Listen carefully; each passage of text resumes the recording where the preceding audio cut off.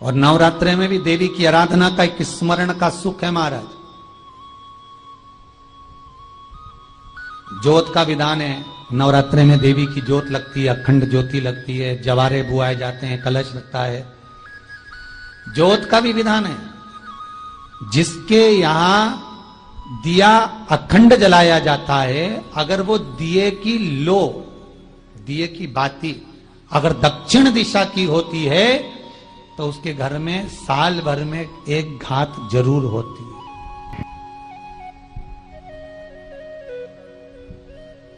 जो दिया अखंड जलता है उसकी बाती का मुख दक्षिण का नहीं होना चाहिए। अगर आपने देवी भागवत का स्मरण कराओ, देवी भागवत को अगर सुना हो, तो देवी भागवत में स्पष्ट किया गया कि पूर्व की ओर मुख करा हुआ दिया, अर्थात पूर्व की ओर ज्योत जो जलाई जाती है वो संपदा की वृद्धि करती है। पश्चिम की ओर मुख कर कर जो ज्योत लगाई जाती है महाराज, वो वैभव को देती है। और उत्तर की ओर जो मुख कर कर ज्योत जलाई जाती है, उत्तर की ओर जो ज्योत का मुख रहता है वो आयु की वृद्धि करती है, घर में अकाल मौत को रोकती है।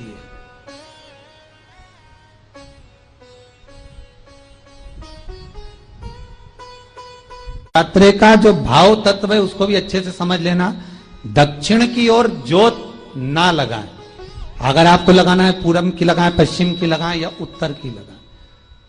और जितने दिन महारानी जगदम्बा जगत धात्री दुर्गा भवानी, अब की बार माता जी घोड़े पर आई है।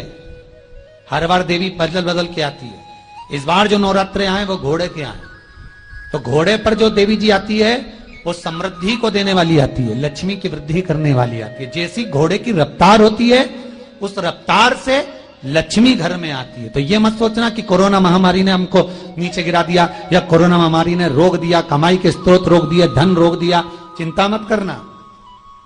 मेरी मां जगत जननी दुर्गा भवानी अब की बार घोड़े पर आई है। साल भर में इतना धन दे देगी कि आपने पीछे के 4 साल में नहीं कमाया होगा, इतनी मेरी मां भंडार भर देगी। ये घोड़े पर आई है, कोई साधारण नहीं हो सकता। देवी भागवत में स्पष्ट किया गया, जब जगदम्बा मगर पर आती है उसका भाव अलग है, और जगदम्बा जब हाथी पर आती है उसका भाव अलग है, और जगदम्बा जब घोड़े पर आती है तो जगत को समृद्धिवान बना देती है, वैभव में कमी नहीं आती। अभी भले दुनिया के लोग अभी रोते हैं कि पैसा नहीं आ रहा, कोरोना महामारी ने सब तोड़ दिया, रोक दिया, पर चिंता ना करना। मेरी मां अगर घोड़े पर आई है तो उसका सुख आपको जरूर मिलेगा।